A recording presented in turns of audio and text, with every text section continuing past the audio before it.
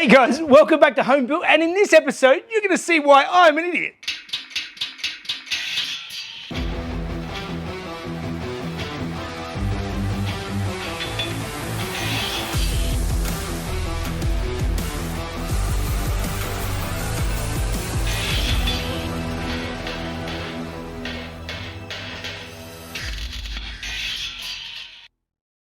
Alright guys, welcome back to Home Built, and those of you who were watching last week will have seen that I spent a fair bit of time putting a gas strut in the bonnet of the Alfarrari.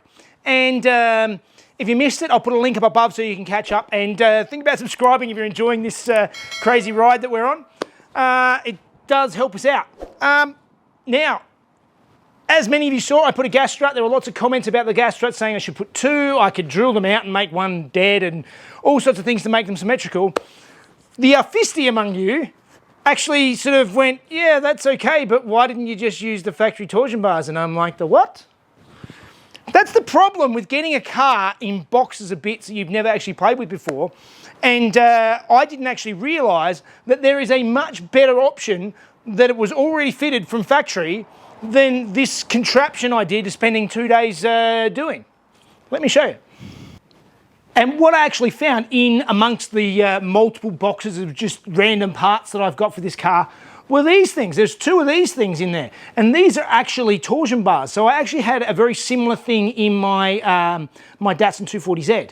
And what these do is basically one end slots down underneath one of the hinges, and the other one runs up along the inside of the bonnet, and these things twist. And the springing motion of these things twisting is what actually helps lift the bonnet up. It's a much sleeker and neater version than this massive gas strut that's in the way. And yeah, and it does a good job from factory. And all of the this factory bonnet stay actually does is this is just for high winds and stuff like that, so you don't get clunked in the head by the wind blowing the bonnet down. So yeah, I'm an idiot. And I just race away and get carried away on doing things that I don't need to do. So in this episode, to start with, I'm going to undo all that work that I just did putting the gas struts in and take the gas struts out completely and put my, my factory stay back in again as a backup, and make sure I can fit these and these all fit and work the way they're supposed to. So let's start pulling some bits and pieces apart and see if we can go fitting some stays.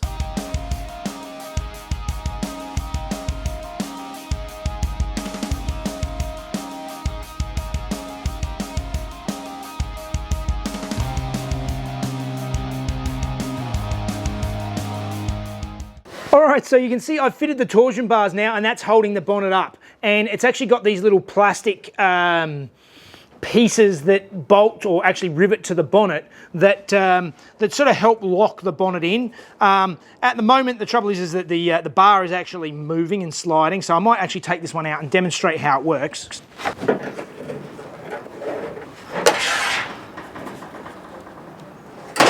But you can see that it actually, it's got plenty of force on the bonnet. Like, it's still sprung here, so it makes it easy to when you pop it, it'll come up and holds itself up, and you have the stay, which is, as I said, just if it's going to blow around in the wind. So that's a much better option than the mess that I made last week putting these bonnet stays in. The only issue is that it's had a couple of brackets that clamp over the top of the bars that hold them in down here, that I'm going to have to replicate now because of the way that I've changed everything. I've changed all these panels and they won't fit anymore. I think originally they were sort of further in here, but I've cut that all out and changed it all. So I'm going to rectify that, and then we'll have bonnet stays.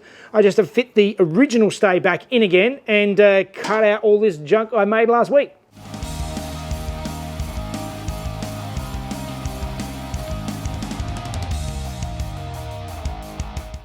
Alright, so I've got my bars installed, and as you see, I've just disassembled the, taken the bonnet back off and taken the radiator out because I need to tidy up this area a bit more.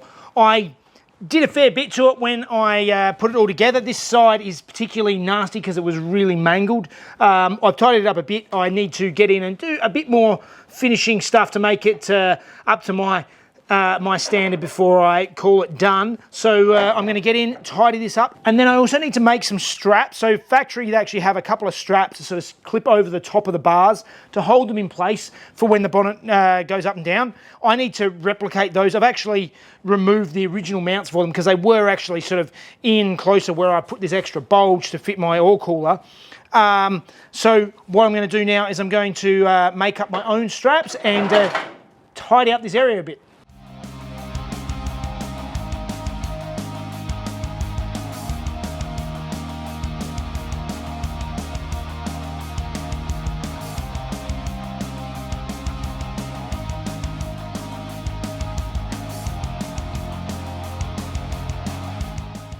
All right, this edge is now much, much neater than it was before. I finished it, but not properly earlier, so it was good to be able to get in and just tidy it all up and make it a much higher standard than what it was. I've tidied up the holes where the torsion bars mount in, and now I need to make some mounts that go into the to this sort of plate here and make up some brackets, because I've had a look and I can't find the factory brackets that clip over the top of the torsion bars to hold them down.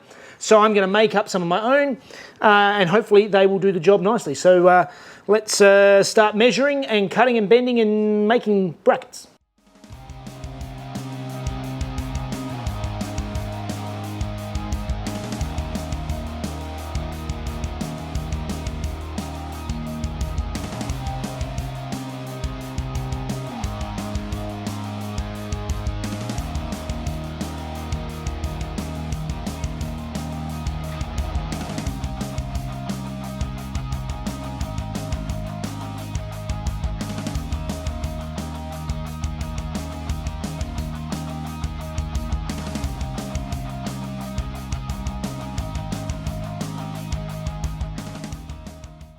So you can see here I've made my brackets now, everything's tidied up, and the arms now stay where they're supposed to. They're not jumping around. Before they would actually move around and stuff. So these are now in the right spots. They're nice and secure, so I'm just going to try it again with the bonnet on it, and then we need to make sure that my aluminium cover is going to cover and do everything it's supposed to now, because I originally bolted it on here and that's all changed.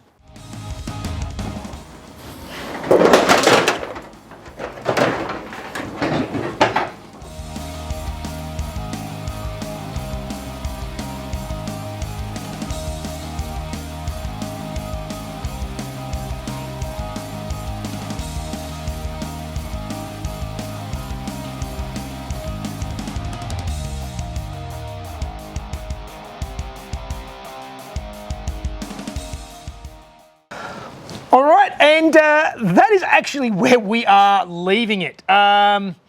This comes to where I was an idiot twice in one video. This might be a little bit of an early finish, but yesterday morning I had a dentist appointment, and I thought... responsible, good thing to do. Yeah, go to the dentist. Check up. I thought, yeah, I'll take my little new electric scooter. His early Christmas present scooter. Yeah, and... it was lightly drizzling when I left, and Mrs. I said, you should drive, it's raining. He said, no, this will be much quicker. It'll be, and to be honest, I got straight there. It was nice and quick and easy. There was no parking. I just left the scooter inside the door, and it was great. And then when I came out like an hour later, it was bucketing down with rain. I'm like, could I ring Mrs. Jeff and get her to pick me up? That's what I'd said to him. And I looked at the rain as though...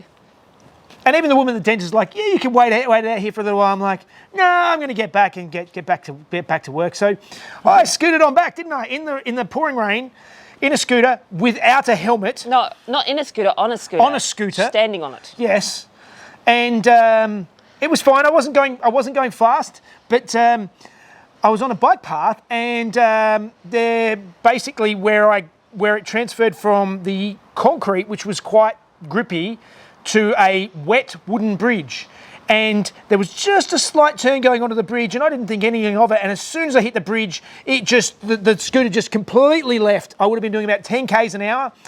Scooter went this way, I went this way, and basically there was a railing with some vertical poles on it, and my head went clunk clunk on a couple of these sort of poles, and as many of you might have seen on my Instagram and Facebook, you will have seen that I actually ended up getting 11 stitches in my head. I got back on the scooter and I knew there was lots and lots of blood, but I just Lots of blood. rode the rest of the way home. Like flying behind him in a trail. Yes. There's a lot of Jeff DNA around at the moment. Yeah, so basically I won't be able to do a lot of dirty work for the next week or so at least. I've got to let it heal up. I can't really wash it, and so I think it's sort of forced me to have a little bit of a quiet down. There are a few bits and pieces I might be able to tackle on some of the cars that don't require dirty stuff. But yeah, definitely no cutting, grinding, and welding for at least a week or two. So we'll see how we go with that. And I've had a bit of a break. And no Mrs. Jeff's script either this time. Yes, we left it out. What I will show you though is. Those of you also who follow me on Facebook and Instagram will have seen that one of the awesome viewers, Jürgen from Sweden, did some amazing renders. I just got an email in my inbox, and Jürgen had done these absolutely fantastic renders you're seeing here in a whole range of colours, and he had no idea of what colour I'm painting it, and I still have not revealed the colour I'm painting it. So you guys can have a look through these ones here, see what you think of all the different colours, and what colour you think I should paint it. Not that I'm actually going to listen to what anybody else says. I already know what colour it's going, but yeah, it can just give you a bit of a range here. But yeah, thanks again, Jürgen. These are absolutely amazing renders. A really, really good job. I like the way you've done my grills and all the little touches that I've done on the car. You've gone through and just done them all and done a really good job. So thank you very much, Jürgen. That was great.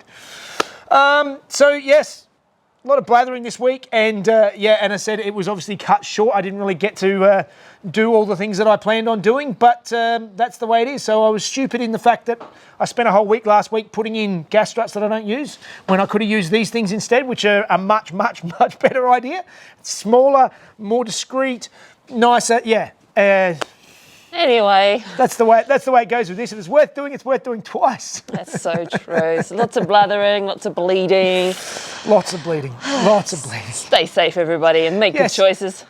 Wear a helmet on a scooter and don't ride them in the rain. Especially on slippery surfaces. Oh, just learn from my stupidity. Hopefully, if you get anything out of this channel, you learn from my mistakes. Just get your wife to come and get you. Yeah. All right.